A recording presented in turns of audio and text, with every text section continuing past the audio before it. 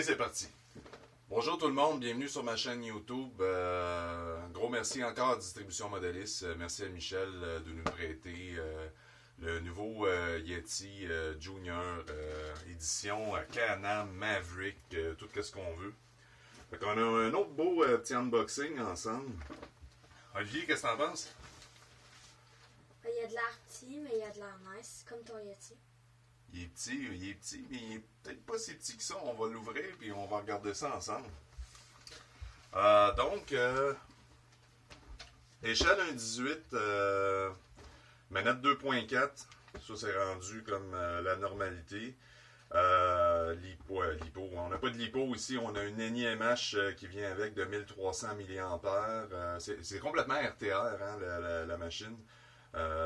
C'est prêt à rouler. On a un chargeur, on a 4 piles 2A qui vient avec. On a un speed control qui est 2 dans 1 avec le receiver. Faire attention, le speed control est water resistant. Il résiste à l'eau, il résiste aux éclaboussures, mais il ne faut pas le submerger complètement dans l'eau. Ça vient avec des plugs EC3 dessus. On a un moteur entièrement à brosse, 380 de 37 tours. Moteur 100% waterproof. Comme je vous disais, ça venait avec une, si vous le montrez plus proche, une pile NIMH de 1300 mAh, le chargeur, suspension indépendante pour l'avant. On a un essieu rigide à l'arrière. Toute la suspension est entièrement ajustable.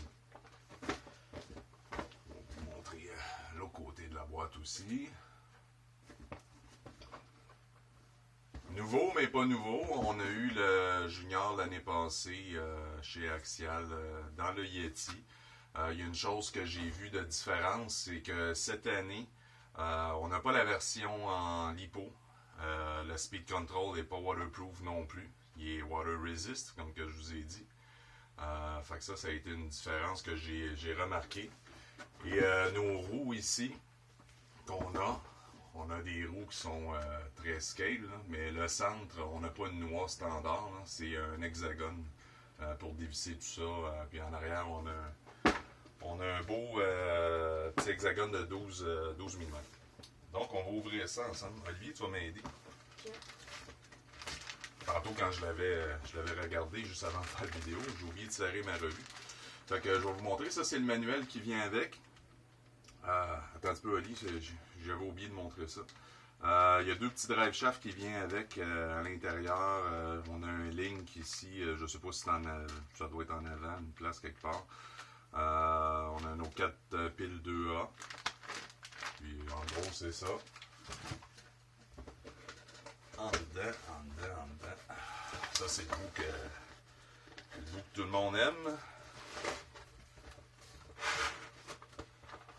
Hop, petite boîte blanche. Qu'est-ce qu'il y a là-dedans? C'est notre chargeur. Et notre chargeur, c'est cool. On peut même, on n'a pas d'autre choix.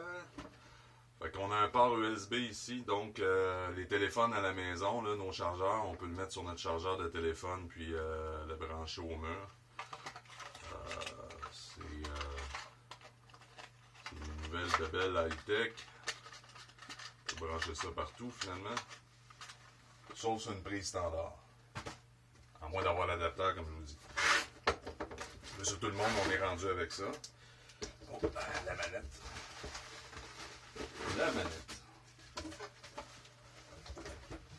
Merci Oli. Déjà de ça, on a un assistant. Olivier, tu vas venir faire ton test de manette. Olivier qui a 11 ans. Je pense que vous êtes habitué d'entendre qu'Olivier a 11 ans. Cette manette-là, attends un petit peu mon bonhomme, je vais juste vérifier de quoi. OK. Cette manette-là, ici, c'est super le fun, c'est que on a un throttle trim, on a un steering trim, mais aussi on a 3 niveaux ici, si vous voyez. On a 3 niveaux sur le throttle de puissance. Donc, on a 50%, 75% et 100%. Et en plus, on a un gradateur ici pour la puissance. Donc, si on a un petit gars un petit gars ou un mononcle sous qu'on veut pas qu'il scrape notre téléguidé, on peut diminuer la puissance du throttle ici sur la manette. C'est vraiment super, on n'a plus d'antenne naturellement. C'est le standard des compagnies. Ah, Olivier, test de manette. Test de manette pour Vroom, Olivier. vroom. Ah, vroom, vroom. Et voilà, ça se prend bien en main, il n'y a pas de problème là-dessus. C'est de la serrer à une place. On va prendre une gorgée de café. Et voilà, c'était le bout sans mots. Donc, notre bébite. Olivier. Notre petite bébite. Fait qu'ici, très beau. Je vais vous donner des points positifs qu'on a trouvés sur la machine. Le look est vraiment exceptionnel. Ceux qui ont des Can-Am à la maison, qui ont des Maverick, vous pouvez noter une ressemblance qui est quand même frappante. Vraiment bien réussi. De toute façon, chez Axial, le look, c'est très rare qu'on le moffe. On a quand même des bons designers. J'aime vraiment la façon que le bolide y a été fait. Les roues. Les roues sur un 18e comme ça, c'est super important d'avoir une pneumatique qui est molle, comme celle-ci.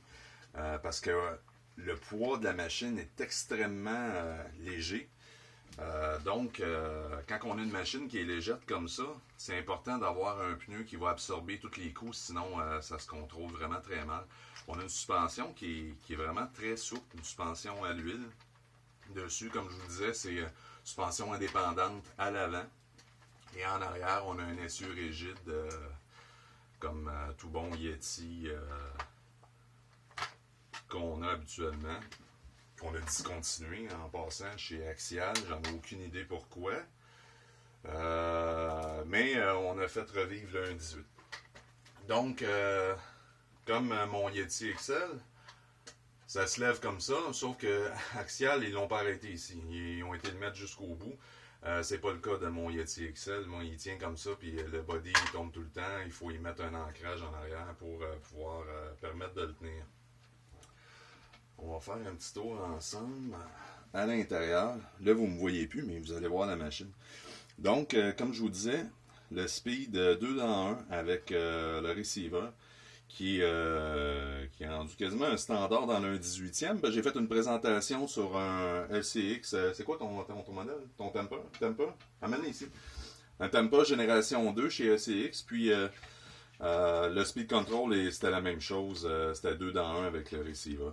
Donc, on a notre switch on-off ici. Nos plugs EC3 de Losi. On a notre moteur ici 380 qui est situé complètement à droite de la machine. Puis le moteur est quand même situé super bas. Donc notre centre de gravité il est pas affecté dans ce moment-là. On a un mini sauve-cerveau dessus. On ne le voit pas vraiment. J'essaie de vous le montrer différent. Un servo-saver juste ici. Toutes nos links sont en plastique, non ajustables. Mais pour des enfants, pour cette grosseur de bébite-là, pour le prix, ça fait en masse la job. Justement, il n'y a pas d'ajustement à faire, donc il n'y a pas de casse-tête de réglage ou quoi que ce soit. Notre suspension est entièrement ajustable avec des bacs de réglage ici. En avant, en arrière aussi, suspension ajustable. Comme je vous disais tantôt, là, ici, là, on n'a pas une vis standard là, on va démonter habituellement avec un genre d'outil comme ça. Ça va être plutôt avec un hexagone, un tournevis hexagone ou un Allen-key, une clé Allen. Puis après ça, qu'est-ce qu'on a? On va regarder ça ensemble. Je le découvre en même temps que vous. Je l'ai regardé hier, mais je l'ai regardé vite. On a quand même un gros support de batterie. Qui est en masse ajustable parce qu'on voit ici la batterie là. Je la bouge en masse dedans, j'ai encore de l'espace. J'ai de l'espace aussi en hauteur. Quand même très bien fait là-dessus aussi. Drive shaft, c'est vrai, je voulais vous dire, les drive shafts en avant là, sont en aluminium. Les copes sont en plastique, mais drive shaft d'aluminium. Ben, c'est correct, ça fait la job. En arrière, par contre, ça fait partie des moins chez Axial. J'ai un drive shaft en plastique en arrière. Ça aurait peut-être été mieux. Ouais, je peux quasiment l'enlever juste à le binder. Ça aurait peut-être été mieux en métal, mais pour la grosseur de la machine, j'imagine qu'ils ont testé ça, puis ça a fait en masse la job. Les lignes du bas sont en plastique aussi, en haut avec. Mais comme je vous disais, c'est une machine 1.18. On cherche pas à avoir un tank, on cherche juste tout simplement à avoir le plus léger possible, la plus longue durée de jouabilité possible. Je sais pas si ça se dit jouabilité, mais c'est ça. De s'amuser le plus possible. Monter derrière. La limitation de l'exhaust plein centre en arrière. On va le tourner doucement. Olivier, comment tu le trouves? Je te l'ai demandé au début, là, mais là, comment tu le trouves? Il est vraiment nice, hein? Ouais, il est nice. Il est vraiment nice. Belle machine encore une fois chez Axial, on se trompe pas. Regardez en dessous, c'est complètement flat. Ça, hors route, là, on n'a pas de problème avec ça. Je vais vous le montrer avec un autre 1.18. Chez, ça, c'est ECX. Pour vous donner une différence de grosseur. Quand même proche. Mais on a quand même une bonne différence chez ECX pour le 1.18. Ça, c'est un crawler, le Tampa Génération 2, qu'on a déjà présenté dans une autre vidéo. Donc, ici, on a notre bébite. Puis, avant qu'on se quitte, ça, c'est le Yeti XL. Fait que si on peut voir avec le Junior à côté, on a quand même une petite différence de grosseur. Voilà. On dépose ça là. On va essayer d'enlever ça. Bon. Fait qu'on vous le montre encore une fois. Excellente machine, excellent pour mon oncle Sou, enfant, ou tout simplement maniaque de téléguidé comme moi, que je vais sûrement en payer un aussi. Très très joli. Donc, prochain unboxing. Olivier, qu'est-ce qu'on dit? N'oubliez pas de vous abonner, d'activer la cloche de notification pour recevoir toutes nos nouvelles vidéos, puis de mettre un pouce bleu. Hey, c'est super ça. Merci bonhomme. Yeah, prochaine vidéo. Il est-tu beau? Il est-tu assez beau? Il est-tu?